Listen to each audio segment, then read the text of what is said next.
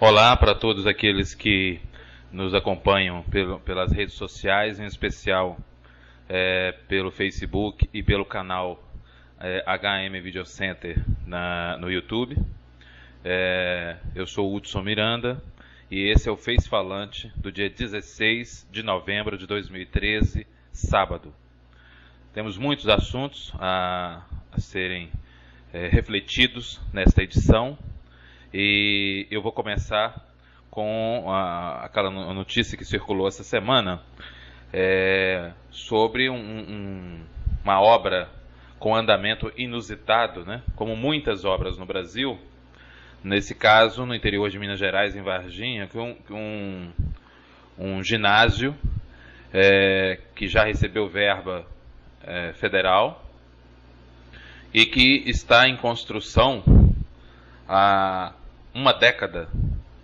E de acordo com imagens exibidas essa semana na imprensa sobre esse ginásio, as imagens revelam que não há cobertura, a estrutura, né, os pilares que foram erguidos ao longo desse período já apresentam problemas sérios que comprometem a sua estrutura, inclusive inviabilizam a colocação da cobertura, quer dizer, vai ter que refazer essa estrutura, porque ela foi construída, mas não sofreu nenhum processo de manutenção e sofreu ação do tempo, uma ação agressiva do tempo, né, sem a devida manutenção para a proteção dessa própria estrutura.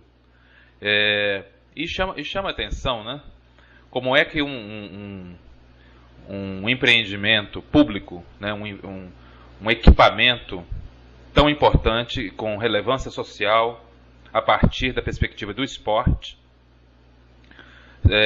recebe aprovação do governo, verba, e a fiscalização não o alcança com agilidade suficiente para impedir essa aberração, que é um equipamento desse levar uma década, né, sendo empurrada de gestão para gestão, com irregularidades, né, sem cumprir o seu papel, com o seu entorno, né, social sofrendo transformações, que uma década é muita coisa para a transformação de uma cidade, seja ela de que porte for. Mesmo, sobretudo no caso de uma cidade que é referência, né, uma cidade polo, em uma cidade de porte médio como Varginha, no interior de Minas Gerais. A gente fica sem palavras com tamanha irresponsabilidade pública, né? E como é que essa situação, quem é que se responsabiliza? Porque fica um jogo de empurra, né? Erros no projeto, não cumprimento de contrato de algumas das partes envolvidas, e há uma morosidade, né, na responsabilização e na penalização, né, dessa irresponsabilidade. E isso estimula, infelizmente, aqueles que não têm espírito público e que se veem atraídos, né, por agir de maneira incompatível com o que o espírito público e a tarefa de servir à população exige, né? Eu fico imaginando quantos mais equipamentos existem espalhados pelo Brasil, porque Varginha não é uma exceção, infelizmente. Nós temos esses casos multiplicados por todo o Brasil, em todos os estados, né? E por uma parcela significativa dos mais de 5 mil municípios brasileiros. Então imagina o prejuízo social que isso representa, levando em consideração que são obras paradas, né, e obras abandonadas, negligenciadas em todo o país, e que falta realmente uma ação mais rápida, uma legislação que permita, né, que a justiça alcance esses indivíduos com muito mais agilidade, de forma a tornar desvantajoso, né, desinteressante a negligência, a irresponsabilidade, né, que se configuram nesses crimes contra a fé pública, contra a população, contra o eleitor, contra os pagadores, os cidadãos pagadores de impostos, né? Então isso acaba sendo uma afronta à nossa cidadania, né? E um assalto, né, aos cofres públicos, porque o equipamento vai ter que ser entregue. Agora, quanto mais dinheiro vai ter que ser investido para reconstruir o projeto e reconstruir o equipamento e disponibilizar ele para a população, né? Isso é uma vergonha, um vexame que se multiplica de uma maneira quase banal. O que não é banal são o que não são banais são as consequências, né, que isso representa para a população, porque em Varginha é esse equipamento de esporte, mas em outras cidades são hospitais que não funcionam, são equipamentos encaixotados há 2, 3 anos, que já perderam a sua garantia sem nunca terem entrado em funcionamento, são obras na área de cultura incompatíveis com a função que vão desempenhar, né? Outros prédios, né? Prédios na área de ensino, laboratórios, né? E toda sorte de equipamentos públicos que deveriam estar a serviço da população e que muitas vezes são usados de maneira descarada, deslavada e irresponsável, inclusive como palco de promessa, né? Como pauta de promessa em futuras campanhas eleitorais, né? Isso é um abuso contra a inteligência da população, contra a boa-fé do cidadão, contra o dinheiro que é investido, né? E eu acho que é uma afronta também aos bons administradores, né? Porque a administração pública também é feita de bons administradores, e mesmo nesse espaço onde há essa negligência, mancha a imagem do poder público local, sendo que nesse mesmo poder público local tem funcionários dedicados, responsáveis, né, competentes, certo? Vocacionados para a população e que padecem de um desprestígio de imagem, né, institucional causada por essa pilantragem, né, que é uma exceção, mas que contamina, que contagia, né, que mancha, que marca negativamente a imagem do serviço público indiscriminadamente, ou seja, marca os pilantras e os não pilantras, aqueles que se dedicam a fazer a sua parte, a dar a sua contribuição séria, competente e regular no serviço público. Eu acho que é isso que nós precisamos, é inaceitável, e como cidadãos precisamos separar os bons servidores públicos, sejam eles eleitos ou concursados, em qualquer esfera, porque existem. Inclusive nós temos que começar a fazer um movimento popular e um movimento da mídia de mostrar os bons exemplos, a fim de inspirar as pessoas, de não gerar essa atmosfera de que o sujeito está no serviço público, seja ele concursado ou mesmo ele parte para o projeto eleitoral, né? Então ele acaba perdendo aquele status, né, de um cidadão competente, de um profissional que seja capaz, né, de oferecer à população algo realmente produtivo, interessante, inovador, e que gere desenvolvimento, né? Então eu acho que nós precisamos separar isso e inspirar as pessoas a participar da política e não achar que a política que é vantajoso, que é quase uma virtude, não participar das audiências públicas, né?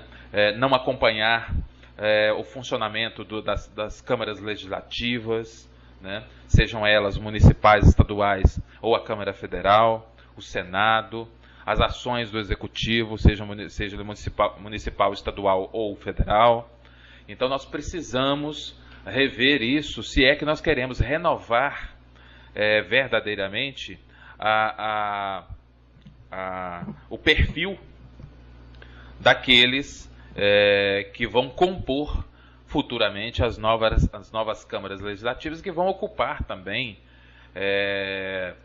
os cargos do Executivo. Nós precisamos estimular uma participação saudável daquelas mentes privilegiadas, né, capazes, daqueles indivíduos do sexo masculino ou feminino, né, mulheres e homens, jovens, adultos, pessoas mais experientes, né, de todas as profissões e camadas sociais, para que se unam em busca de projetos e de se lançar como lideranças capazes de disputar espaços e propor projetos que não sejam bravatas, não sejam meros mobiliários, né, meros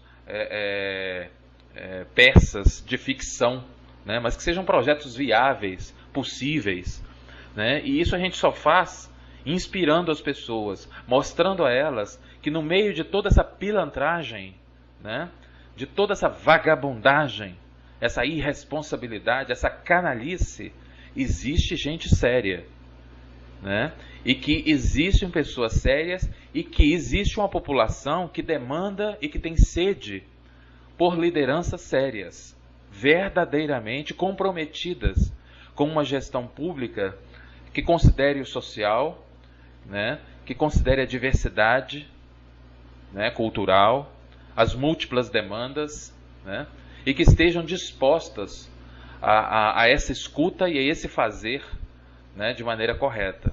Então, não é só mostrar a pilantragem, eu acho que nós precisamos também mostrar os lugares que dão certo, as iniciativas corretas e aquelas pessoas que estão nas câmaras municipais, estaduais, né, nas casas legislativas, na esfera federal também, no executivo, as grandes mentes concursadas que contribuem com o Brasil.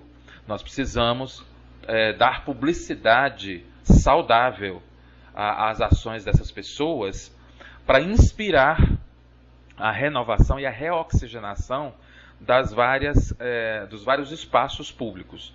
Isso é um desafio nosso, né? Não é só ficar sentado nos bares reclamando ou nas salas de aula debatendo a corrupção, né, que é importante e tem que estar na pauta mesmo, né?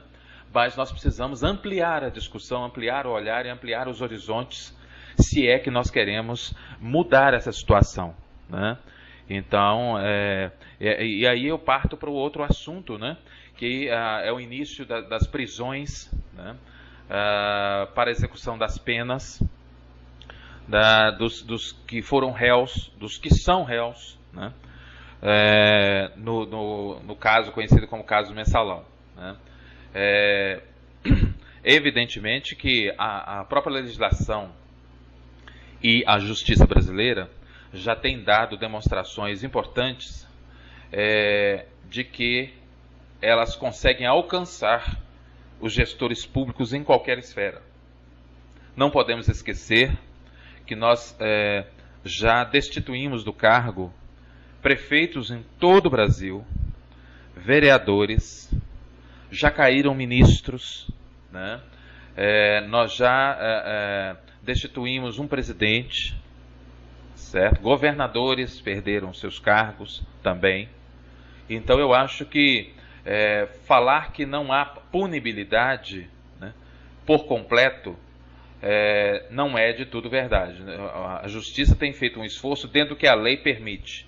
O que nós precisamos exigir verdadeiramente são legisladores comprometidos com a ética, né, que fortalecer aquelas lideranças políticas que existem e que propõem projetos para apertar o cerco contra os corruptos, para desobstruir a lei, né, para simplificar a legislação e evitar tantos recursos, para tornar o serviço público mais ágil e as fiscalizações mais apertadas, todas essas propostas existem no Congresso Nacional, né? E existem em outras dimensões nas câmaras também. Só que são propostas que muitas vezes são arquivadas, ficam no anonimato, tem uma tramitação mais lenta no mínimo, né? Justamente porque essas lideranças acabam não tendo muita visibilidade, curiosamente, né? Paradoxalmente, a mesma mídia que revela os escândalos, que é extremamente importante, né? A mesma mídia que dá voz à população, né? Que procura investigar, que expõe esses escândalos, né? E que movimenta a opinião pública, é uma mídia que ainda precisa trabalhar mais e aproximar-se, né, melhor daquelas lideranças que muitas vezes não conseguem visibilidade, mas que possuem inteligência e uma ação legislativa interessante, profunda, abrangente, mas que acaba não aparecendo tanto e com isso não ganham força em seus projetos, que muitas vezes não são projetos politicamente populares, digamos assim, né? Não recebem os bons olhos das grandes lideranças políticas, né? Porque nós estamos falando de um grupo muito corporativo, né? Todas as profissões, de alguma forma, têm um comportamento corporativo, mas, evidentemente, que alguns grupos têm força e um comportamento mais corporativo, mais selvagem do que outros. No caso das câmaras legislativas, dos políticos em geral, no Brasil, nós estamos assistindo essa ação, né, predatória, inclusive que eu acho que é suicida, né, porque isso cada vez está manchando mais a imagem dos políticos e afastando a população do interesse pela própria política. E isso está fazendo com que esse grande navio que poderia avançar nesse oceano de oportunidades, que é o Brasil, né? Esse grande navio que é o Brasil, que poderia avançar nesse oceano de oportunidades de uma maneira muito mais possante, né, vigorosa, acabe tendo problemas muito sérios, né? Problemas graves que o impedem de avançar mar adentro, que o impedem de descobrir novas terras, novas possibilidades, né? Embora as suas potencialidades sejam imensas, sejam múltiplas, dada a sua diversidade cultural, dada a sua capacidade inovadora, criativa, né? E o seu perfil muito interessante, muito particular da sua população. Então acabam marcadas por esse universo de dificuldades políticas, né, que estão entranhadas no legislativo, nas várias dimensões legislativas e também nas várias esferas do executivo, né?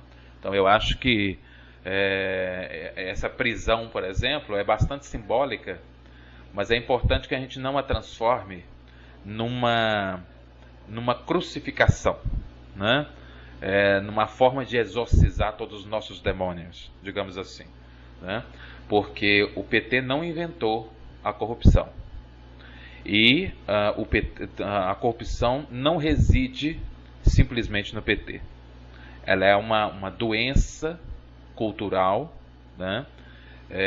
Que tem provocado várias vítimas em todas as dimensões, esferas e direções no nosso país, né? Mas ela está entranhada, né, se não na totalidade, na maior parte dos partidos. Agora, nós precisamos considerar também, para a gente não fazer associações equivocadas, né, e radicais, que todos os partidos contam com componentes, né, em maior ou menor número, componentes com espírito público, competentes, né, lutadores, né, de ambos os sexos e de várias camadas, né, da sociedade, e que são interessantes, em maior ou menor número e maior ou menor intensidade.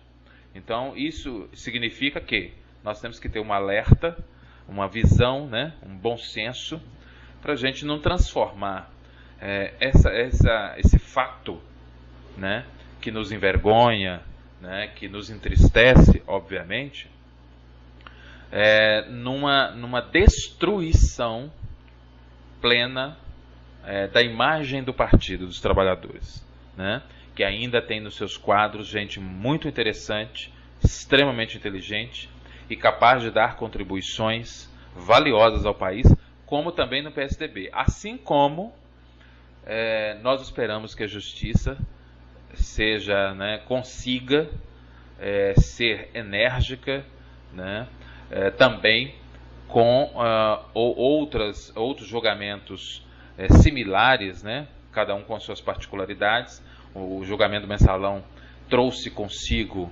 situações muito particulares que o Supremo Tribunal Federal enfrentou como já era de se esperar, né, com muita tranquilidade, com muita firmeza, com todos os seus paradoxos, com todos os seus conflitos, mas enfrentou com muita capacidade, de todos sem exceção, né? Cada um a seu modo, cada um com suas convicções e defendendo as suas linhas de pensamento, né? Suas correntes teóricas.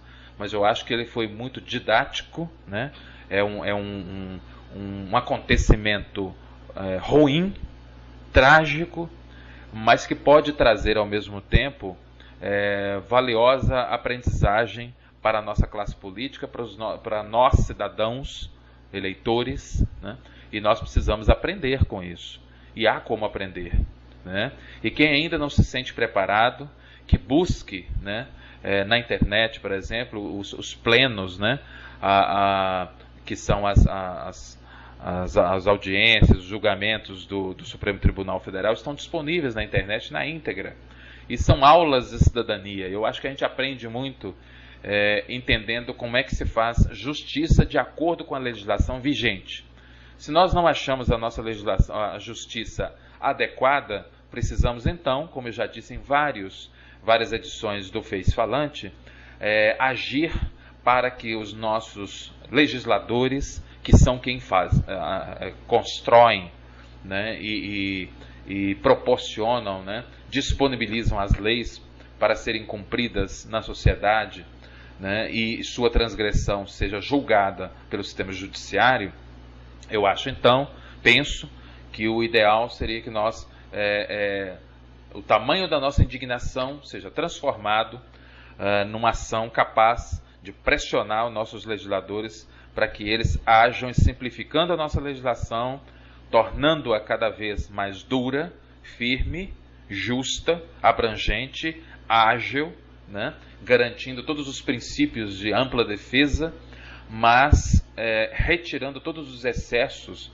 que possam postergar o cumprimento da lei exemplarmente, de maneira a fazer com que haja um desânimo daqueles que são vulneráveis ou predispostos à prática de ilícitos dentro do espaço público, né? E com o dinheiro público.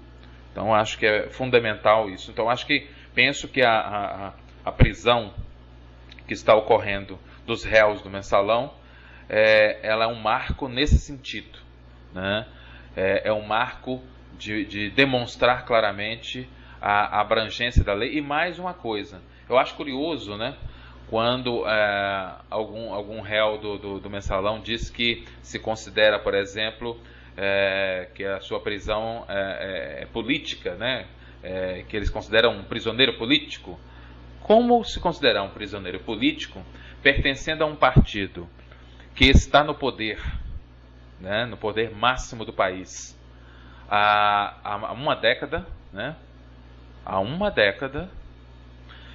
e cujo Supremo Tribunal Federal é composto dos seus 11 membros, 9 foram indicados por esse partido, né, pela presidência da República, que é desse partido. do mesmo partido. Então, como é que eu posso considerar, né, como é que se torna lógico a ideia de que isso é uma prisão política? Né? Então, vamos sair desse mundo de Alice, né, e de bravatas, e entender que a questão não é essa. Né? Assim como também não é de polarização, porque os outros partidos, inclusive o PSDB, né, ainda vai passar também por esse momento, lembrando que, de acordo com o que se divulga, o que tem sido apurado ao longo desses anos, o pioneirismo desse tipo de prática, né, antiética envolvendo as relações políticas do executivo e legislativo tiveram início justamente no governo de Minas Gerais, na época governada pelo o então Eduardo Azeredo, né, que é o atual senador, e em Minas Gerais. Né? Então foi isso que projetou, por exemplo, o Marcos Valério nesse mundo nesse espaço, né, de circulação política. Né? Então esse pioneirismo também tem um preço legal a ser pago. E esse processo uma hora vai chegar. Né? Esperamos que chegue o mais ágil possível para que, assim como todas as outras demandas que estão aguardando, né, seja de que partido for, para que essa situação de corrupção, a corrupção seja algo que, mais do que não ser desejada pela população, seja uma prática que não seja compensadora, né? Não seja interessante pela postergação na justiça, pela possibilidade de escape através de um bom advogado que seja especializado em brechas, né, da legislação e assim por diante. Então, nós precisamos agilizar aquela situação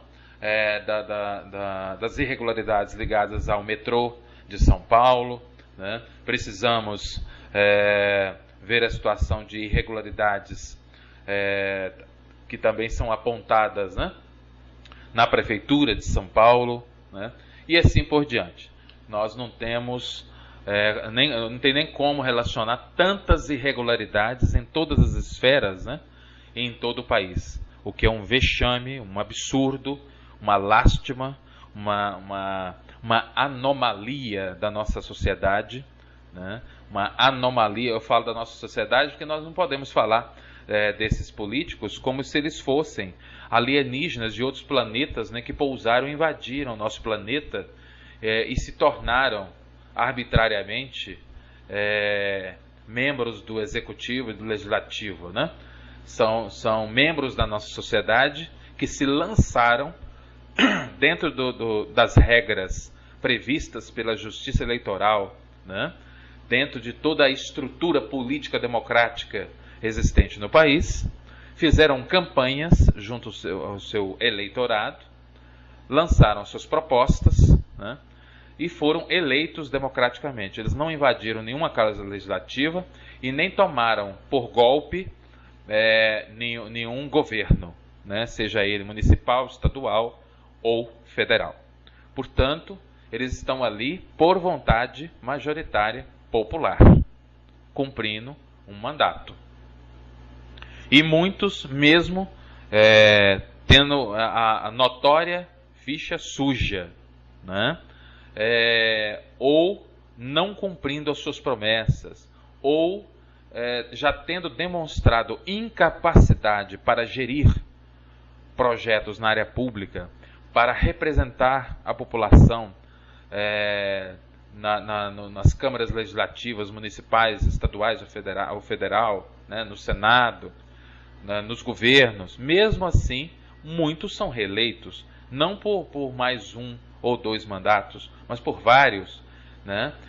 E quando a lei impede, no caso do Executivo, vão para o Legislativo e são eleitos com larga votação, expressiva votação, né, com destaque na votação. Então todos nós cidadãos também precisamos refletir sobre a nossa responsabilidade, né, nessa proliferação da corrupção, nesse estímulo à corrupção. Porque quando eu reelejo um pilantra, eu estou dizendo para ele, continua sua pilantragem. Essa é a questão. Quando eu reelejo um canalha, né, ou eu o coloco num posto ainda mais abrangente, o que eu estou dizendo para ele? Olha, amplie a sua canalice, seja mais pilantra, seja mais safado, porque nós aprovamos a sua vagabundagem. É isso que acontece. Então, portanto, nós somos corresponsáveis neste processo. Se decepcionar com um membro do executivo eleito, né, ou do legislativo, faz parte do risco. Aí o que acontece? Compete a nós não permitirmos que ele retorne àquela condição. E como é que a gente faz isso? Negando a ele o direito de assumir outro mandato. Porque além da possibilidade de processos, de perda de mandato, etc., mas nós temos como cidadãos, né, a cada período, né, eleitoral, a oportunidade de dizer para ele, olha, o que você fez não é compatível com a minha expectativa, portanto, neste momento, você não merece ser reeleito ou eleito para um cargo maior aspirado por você. Você não, demonstrou que não tem essa condição mais, né? Portanto, vá rever a sua trajetória, as suas condições, as suas propostas, a sua conduta. Quem sabe, lá na frente, se você comprovar que é capaz, a gente pode repensar essa possibilidade, né? Mas agora, não. Então é isso que quer dizer o voto. O voto não quer dizer simplesmente você ir lá e apertar a tecla verde, algumas teclas, né, aparecer uma fotozinha lá, e você apertar a tecla confirma, e você dizer, cumpri a minha função. Não, você não cumpriu. Aquilo é uma etapa da cidadania, uma etapa. Mas a cidadania é muito mais ampla do que isso, e ela se constitui na obrigação de todos nós de verificarmos o tempo inteiro a conduta dessas pessoas que estão trabalhando em nosso nome. E mesmo aqueles que não foram eleitos por você, não se considerem um virtuoso ou virtuosa, né? Ah, mas eu não votei no fulano. Não votou, mas você é cidadão, e a partir do momento que a disputa eleitoral acabou e que foram apurados votos e foram proclamados os indivíduos vencedores e diplomados, a disputa não é extensiva à população. Ele foi eleito para um cargo, né, mas ele não tomou posse de um feudo. A partir dali, ele é governador de todos que compõem a população daquele estado. Todos. Ele pode representar um partido vitorioso, mas ele vai governar e deverá governar para todos. Essa é a função do cargo. Porque o cargo, ele não vai ser somente daquela parcela, né, para atender aquela parcela que votou nele. Aquela parcela, na verdade, permitiu que o projeto dele pudesse chegar à capacidade de ser, à oportunidade de ser aplicado. Abriu essa possibilidade. Mas vai ser aplicado para todos.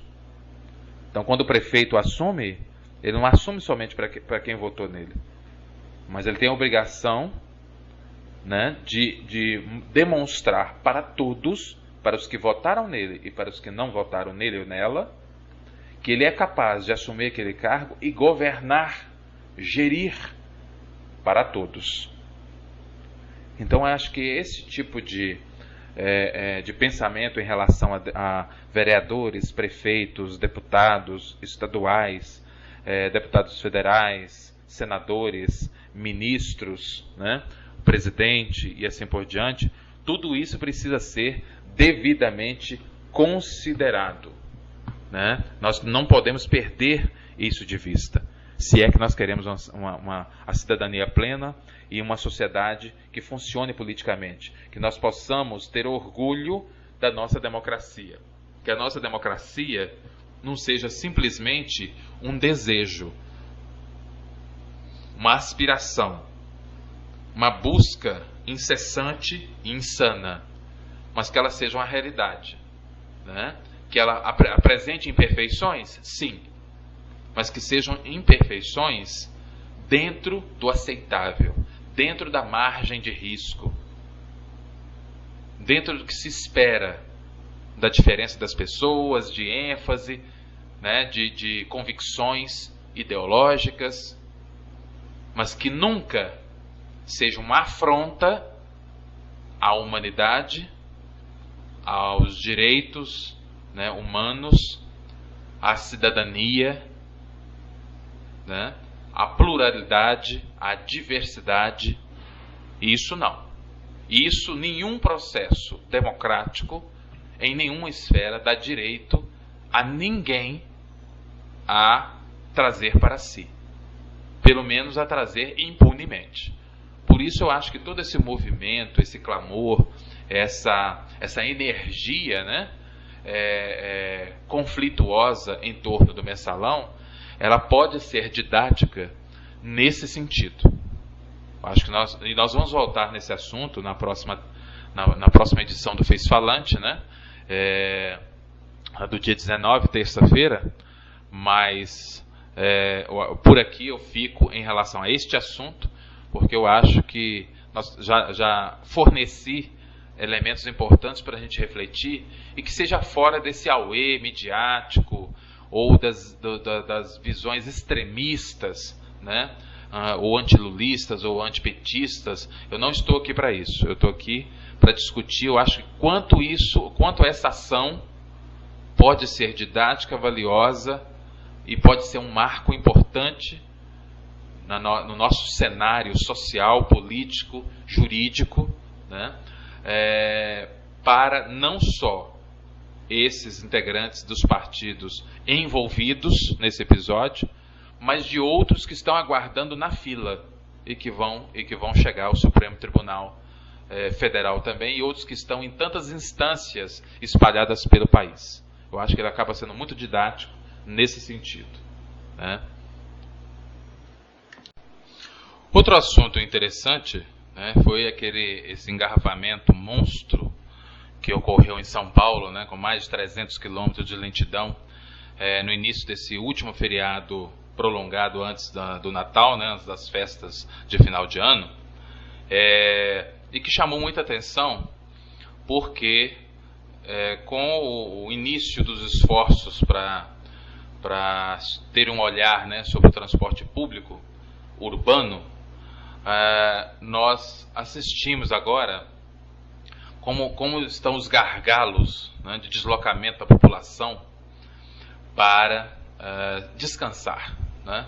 Imagine você enfrentar 300 quilômetros de congestionamento, de lentidão.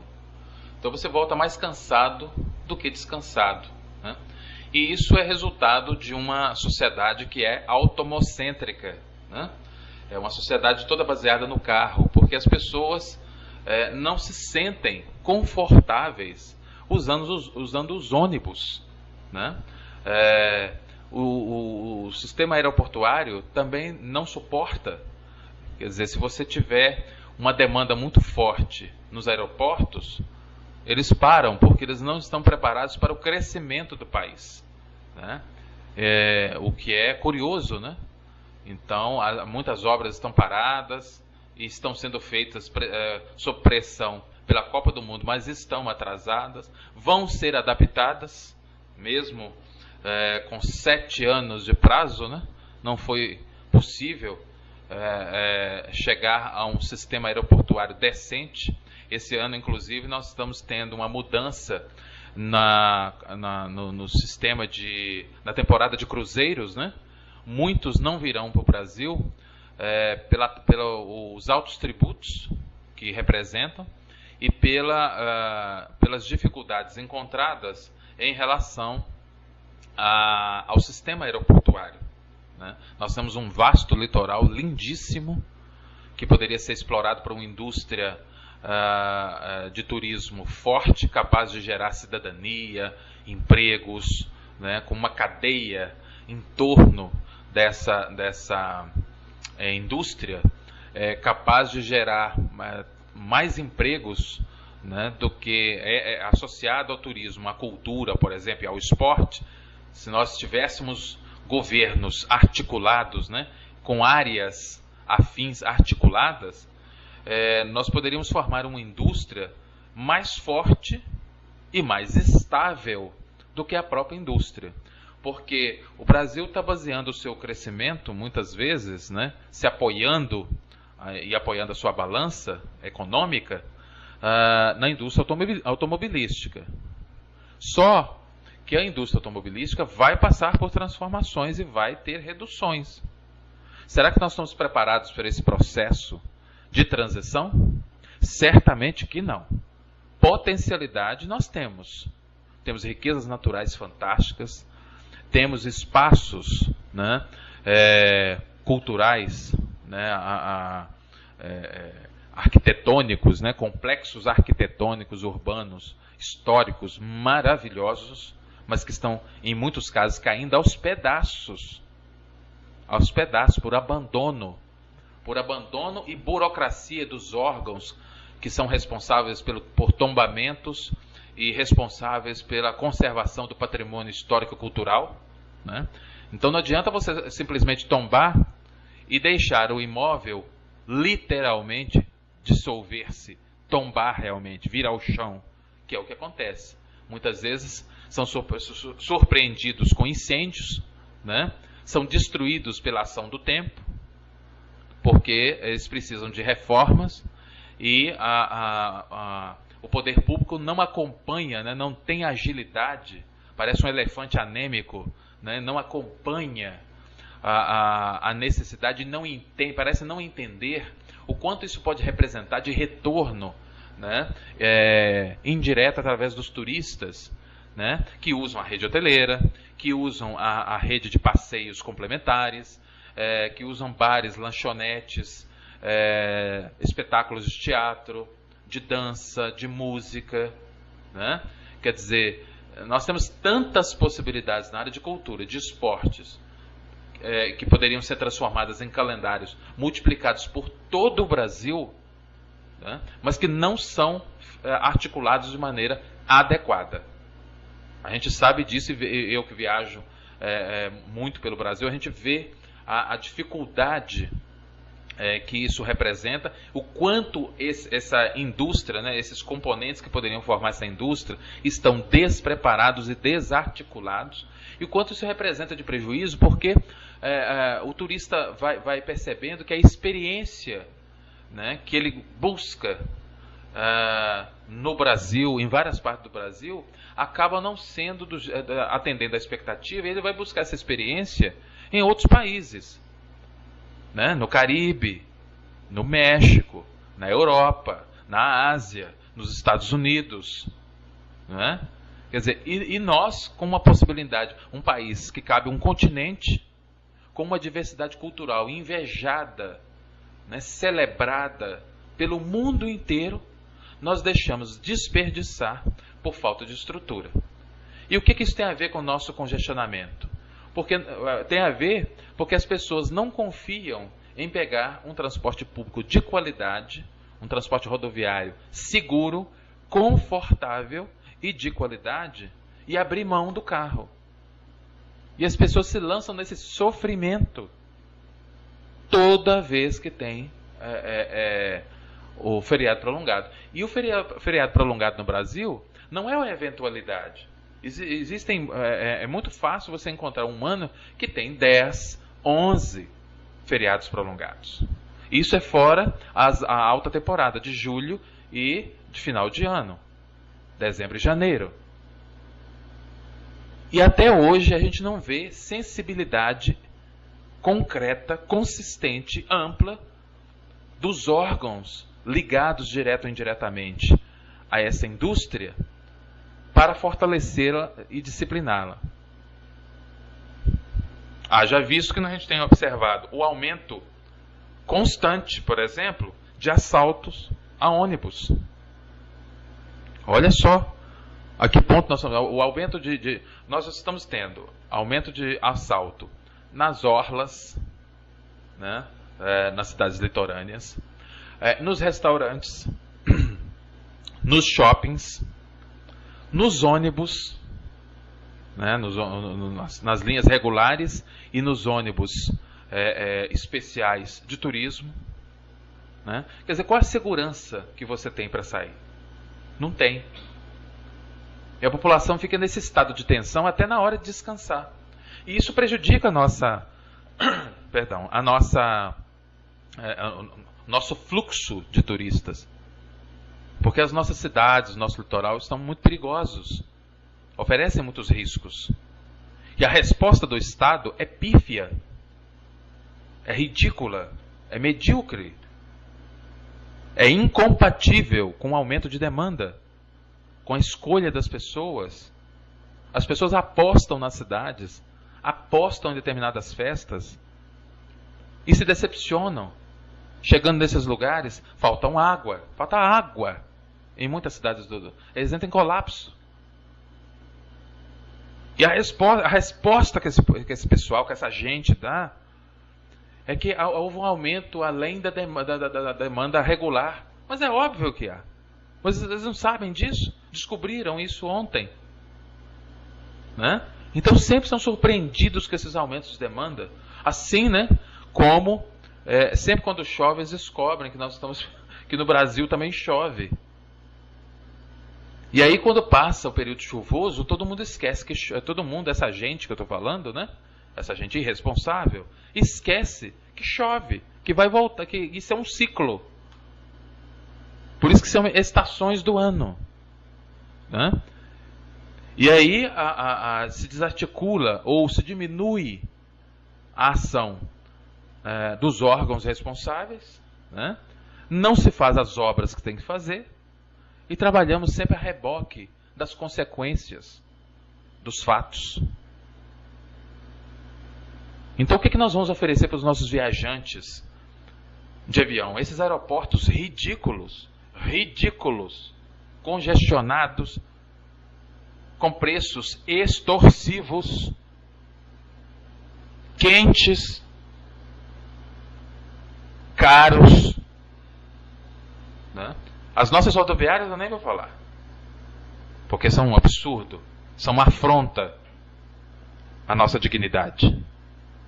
Né? Os pontos de parada de ônibus também eu nem vou falar, raras a exceção de algum ponto de parada digno. Né? Os ônibus, o conforto dos ônibus, a fiscalização, que deveria ser permanente, itinerante, intensa como o nosso tráfego. Intensa como o nosso tráfego. Justamente para inibir as ações, tornar inesperado, né? Desinteressante a ação de bandidos que se infiltram como passageiros para assaltar os ônibus. Porque passam-se longos trechos sem fiscalização. A fiscalização é previsível. Então nós precisamos repensar esse tipo de coisa. Porque tudo isso está conectado, isso faz parte de uma rede.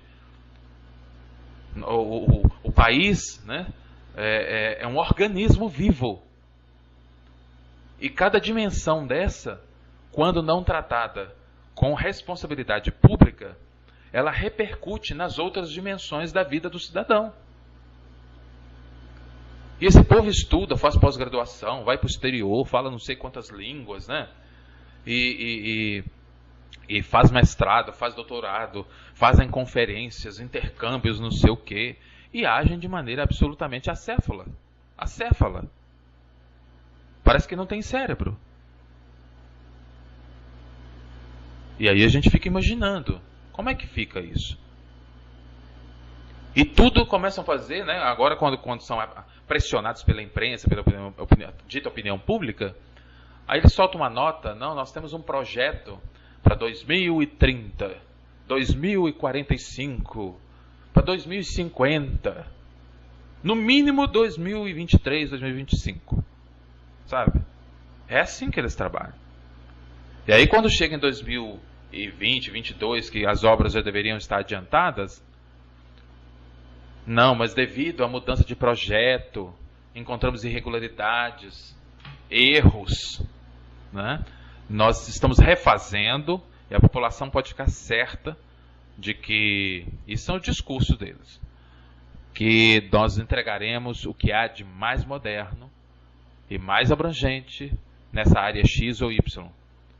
E só que a população tem que ter paciência, porque as coisas não são fáceis, e nós recebemos essa herança maldita. Todo mundo recebe a herança maldita, né? Todo mundo. E quem é responsável pela herança maldita, que na verdade não deveria se chamar herança, deveria se chamar repasse, porque quem forneceu esse repasse está vivo e muitas vezes impune. Quem recebe o repasse incorreto fica por isso mesmo, ninguém é punido, a não ser a população, que está sem o serviço, que está sem os novos recursos, os novos equipamentos, né? E que vai ter que aguardar mais 5 anos, 10 anos, 15 anos, 20 anos, para que alguma coisa fique pronta sem garantia nenhuma. Com a possibilidade do próximo falar a mesma coisa e fazer um novo projeto, jogando, né, empurrando essa possibilidade para a frente. Né? Então, esse sintoma que a gente vê dos 300 quilômetros é sintoma desse empurra. É sintoma do estímulo de todo mundo compra o seu carro, né, para chamar de seu, sendo que a maior parte da população não tem carro e não há nenhuma visão clara e uma ação consistente que se privilegie a população que é consumidora do transporte público ou do transporte coletivo, né, e nem do pedestre. Você pega São Paulo, por exemplo, que tem 35 mil quilômetros de calçadas, né? Qual o percentual dessas calçadas que são verdadeiramente acessíveis, não só para cadeirantes, como para deficientes visuais, idosos, pessoas com dificuldade de locomoção, né? Para todos. E que sejam acessíveis e que estimulem o caminhar por curtas e médias distâncias, de dia ou de noite. Isso faz parte da mobilidade urbana, isso faz parte do bem-estar, né? E isso não é observado. A gente não vê plano efetivo.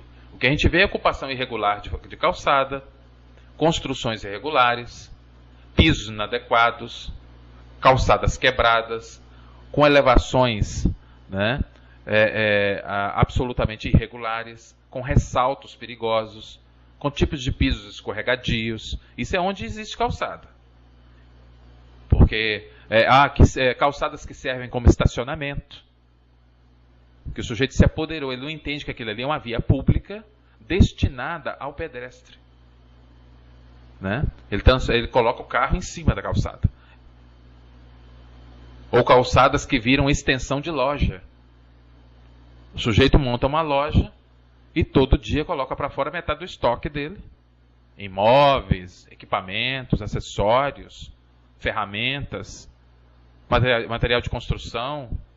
E ninguém faz nada. O sujeito monta um bar, que é um cubículo, e espalha a cadeira pela calçada. Ah, mas as pessoas gostam de ficar ao ar livre. Então você monta um bar com uma área, né, onde o teto possa ser recolhido. Que aí, se chover, o teto se expande, mas se não chover, as pessoas gostam de ficar ao ar livre, o teto possa ser recolhido. Planeje o seu bar, planeje o seu estabelecimento, o seu restaurante. Crie uma área específica para isso. Mas calçada não, calçada para as pessoas passarem. Aí o cidadão tem que ir para a rua, porque não pode passar. É um obstáculo. O cadeirante, coitado, esse, ou o idoso, né? E assim vai. Então, quando vem um sintoma desse de 300 quilômetros de lentidão, é apenas um sintoma, é a ponta do problema. Quando se fala nos assaltos nos ônibus, também é a ponta do problema de insegurança. E percebem como uma coisa se conecta a outra? É isso que está acontecendo. E um problema invade o outro, repercute no outro. Por isso que nós necessitamos ter uma visão sistêmica. Sistêmica. E a gente não está tendo. A gente fica fazendo paliativos, né, bravatas, soltando notas ridículas, Isso é quando solta alguma nota, né? Porque muitas vezes agora virou epidemia, né? A Secretaria X não vai se pronunciar quando são cobrados, né? Ah, o diretor X diz que não vai se pronunciar sobre o assunto. Fulano não foi encontrado, está em viagem e ninguém está autorizado a falar sobre esse assunto, né? É mais fácil, né? Ou então solta uma nota, porque como é que você vai questionar a nota? O máximo você vai ler. E fica o dito pelo não dito. Isso que não pode acontecer. Porque as consequências vão surgindo aí. E vem o final de ano e a gente vai assistir o mesmo filme. No litoral, os mesmos problemas. Inclusive nós vamos voltar a esse assunto e vamos discutir sobre essa chegada de final de ano, né? Os problemas que nos aguardam, aqueles que querem descansar, que precisam, né, reoxigenar, dar um fôlego um pouco, né, à sua rotina, para retomar os seus projetos no outro ano com mais tranquilidade, com mais energia, né, através de uma experiência de conhecer novas pessoas, de respirar outros ares, de conhecer outros lugares, mas, é claro, que tem a dose de risco dos problemas que são marcados por essas ações inadequadas, equivocadas, ou a ausência dessas ações do poder público, né? Que age muitas vezes de maneira irresponsável, ou agindo de maneira inadequada, ou sendo omisso. E é isso que nós vamos discutir em outra oportunidade, em outras edições do Face Falante. Outra coisa que eu queria, que me chamou a atenção nas notícias, né, nessa semana, foi o envolvimento, né, de advogados com atividades criminosas. Isso é uma coisa recorrente, não é novidade para ninguém, né? Isso ocorre no Brasil inteiro. E o que me estranha, né, o que eu acho estranho, é como é que a classe é punida, né? Eu acho que quando nós temos agentes públicos, né, ligados ao judiciário, ligados ao sistema de operadores de direito, que são envolvidos com alguma atividade ilícita, eu acho que nós deveríamos ter agravantes realmente intensos, para funcionar como punibilidade severa, né, ampla e exemplar, né, para que mostrasse à sociedade como é que as instituições, né, e como é que as instituições sérias repudiam essa prática, considerando a gravidade de ser alguém que, em tese, inspiraria confiança e que trai essa confiança, né, usando do seu conhecimento, justamente dos meandros, né, jurídicos, digamos assim, né, a serviço do crime. Então eu acho que isso deveria funcionar como um agravante fortíssimo, com uma punibilidade mais severa e exemplar, né? E às vezes eu noto que quando essa ética é burlada, né, e isso acontece tanto, na minha opinião, com os advogados, né, com os psicólogos, com os médicos, né, eu acho que há uma certa lentidão na apuração e na severidade, na resposta à sociedade, em relação, né, à resposta punitiva, né, para a sociedade, para os envolvidos e como resposta para a sociedade. Acho que nós precisamos repensar isso também, né,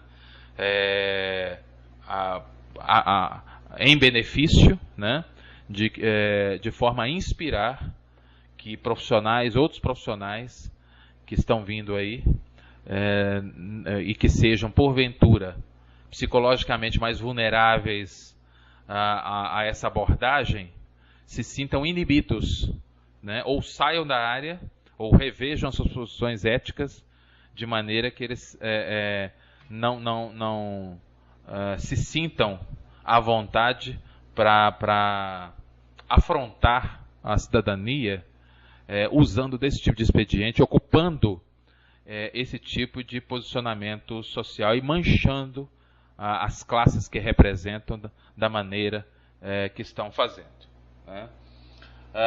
Outra coisa que eu queria falar é a proliferação, né, de cubículos e apertamentos, né, fantasiados de apartamentos com altos preços, né, com altos valores, que estão sendo construídos, né, e vendidos rapidamente em grandes metrópoles como São Paulo e Rio de Janeiro. Já caminha para essa possibilidade também, sobretudo com a aproximação das Olimpíadas, né, a aproximação desses grandes eventos, né, com a evidência dessas megalópolis, e com a escassez de espaço, né, em lugares privilegiados, digamos assim, ou mais próximos de desenvolvimento, né. Isso revela justamente uma necessidade de descentralização do desenvolvimento e do fluxo de aperfeiçoamento, de crescimento e desenvolvimento das metrópoles, né. Isso revela também um outro fato que não está sendo abordado, mas que não passará impune. Quando nós compramos um espaço para viver, nós precisamos, né, de ter um espaço que seja um refúgio depois do nosso trabalho, depois das nossas atividades externas, e que seja um refúgio que seja psicologicamente confortável, seja prazeroso estar ali, prazeroso a experiência de viver na sua casa, né? De receber as pessoas, de lidar com aquele espaço, né? De usufruir do prazer de estar na sua casa. Quando você monta um espaço de 19 metros quadrados, né, você monta um espaço, um refúgio funcional que só serve para dormir, né, e que reduz drasticamente as suas possibilidades de relação com o próprio espaço, né, de maneira prazerosa.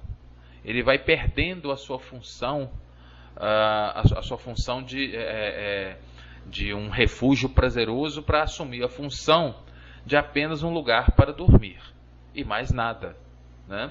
E essa relação é uma relação que pode vir a ser doentia, né? Assim como a relação de estar sozinho na multidão, né? Quer dizer, de não conhecer o vizinho, de não ter um contato na grande metrópole, de não estabelecer relações, de se mergulhar além do esperado nas mídias sociais, na tecnologia, e basear sua vida em relações virtuais e se distanciar das possibilidades de contato direto, né?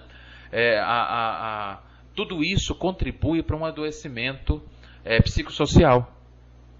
Tudo isso contribui para um surgimento de uma série de sinais, de sintomas, de manifestações que ainda não são tão conhecidas, digamos assim, porque são movimentos novos, são elementos novos que vão surgindo nessa dinâmica social, mas que certamente uma coisa a gente já prevê: não conduzem os indivíduos, não promovem uma ambiência e uma saúde psicossocial, não amplifica isso, muito pelo contrário, né? Ela só permite uma relação saudável se o indivíduo não for governado, né, por essas circunstâncias, né? Se o indivíduo é oprimido por um espaço que não permite uma relação ampla, agradável, prazerosa com o espaço onde ele vive, né?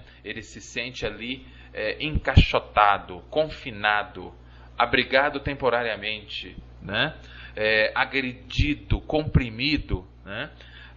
Assim como as redes sociais o limitam num repertório de contato precário também, né? Se ele ficar somente naquilo, tudo isso provoca e promove no indivíduo um adoecimento a longo prazo.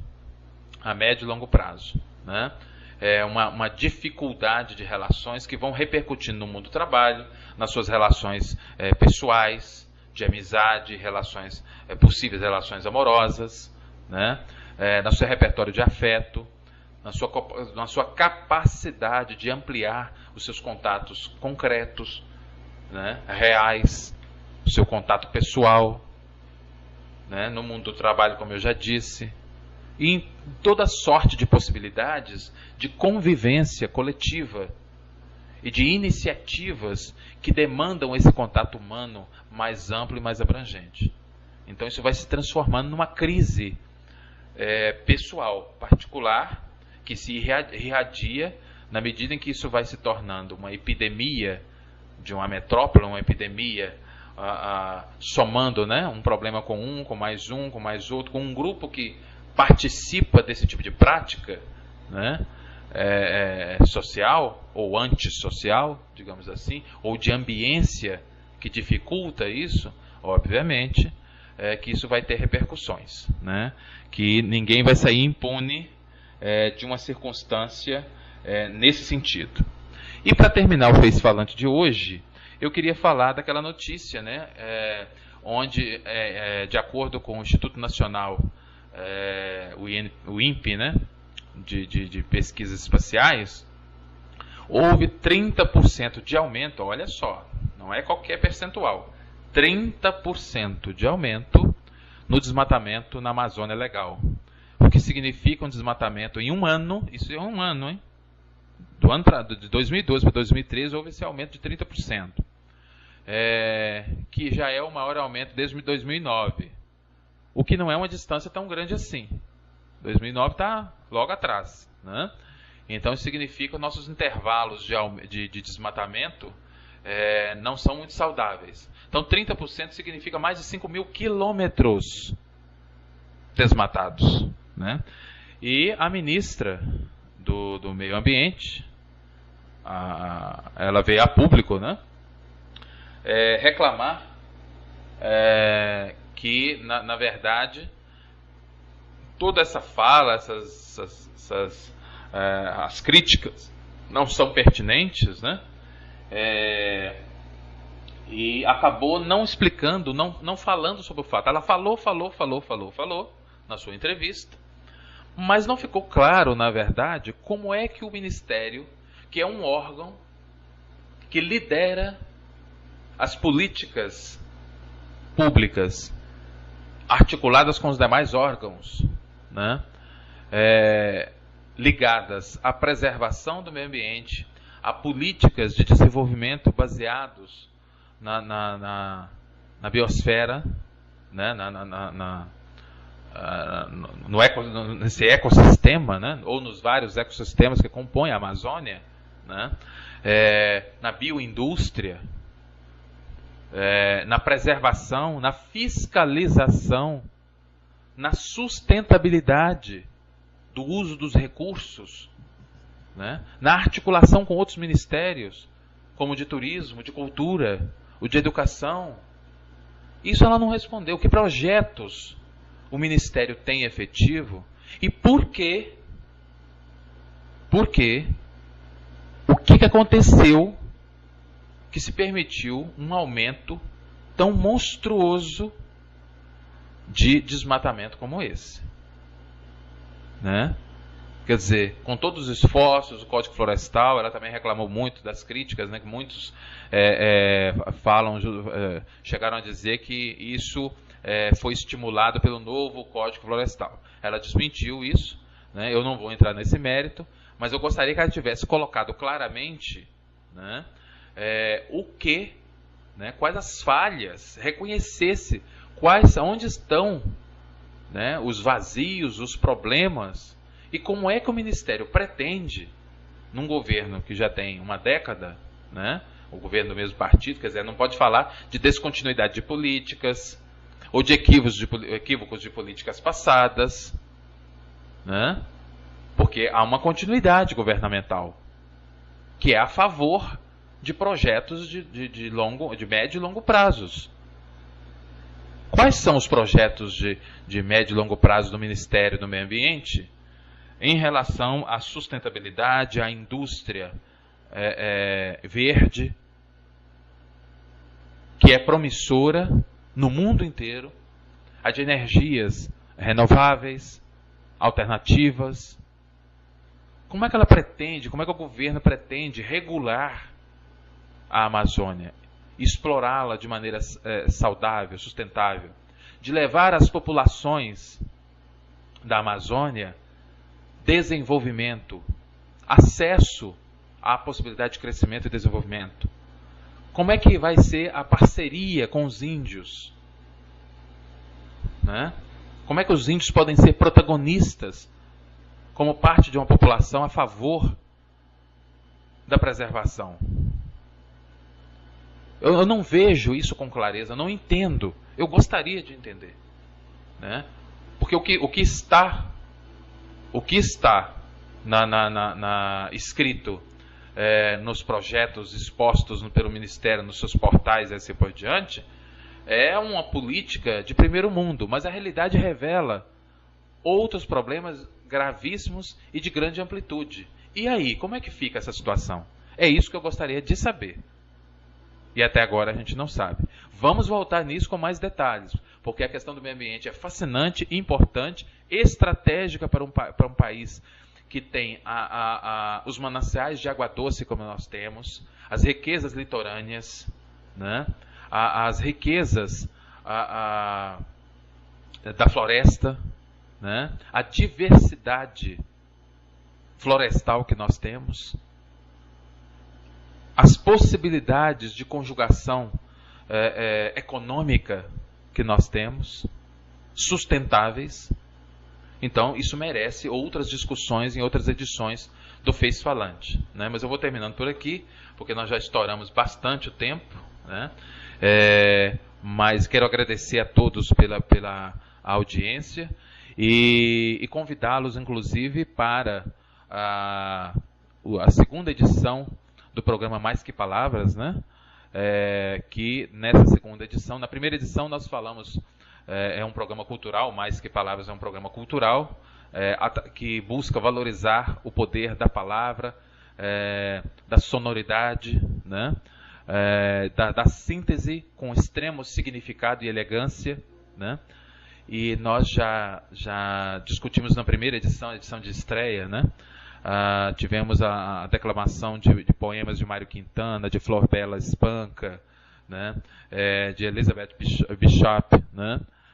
Também tivemos